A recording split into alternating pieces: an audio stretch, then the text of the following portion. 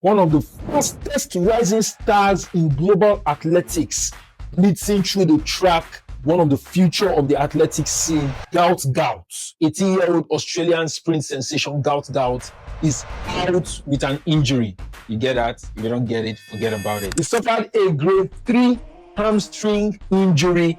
The tendon holding one of the hamstring muscles, precisely the biceps femoris muscles, or ruptured. What is the tendon? The tendon is a tissue, very strong, thick tissue that holds the muscles to the bone. So in Gout's case, that tendon tore, grade 3 hamstring injury, and that has meant that he has to stay out of the Under-20 World Championships happening in Oregon, United States. In fact, he is out of the 2026 athletics season because this injury requires that he will be out for at least 3 to 4, for some even 6 months, depending on how recovery goes. For him, it might be lesser because he's young, rehabilitation, recovery can happen faster. So, but he's out of 2026, and he has rightfully said it on his Instagram page. And this is a big setback for a guy who was trying to make it into the big league. We've seen him running with some of the biggest stars, especially in the 100 and 200 meters, 150 meters, no allies. Let's see Tebogo. In fact, Tebogo in one of the meets was advising that Gout should run with his age mate. And it made sense because when you run with people that are older than you, those guys are on another level. So they will be running at that level.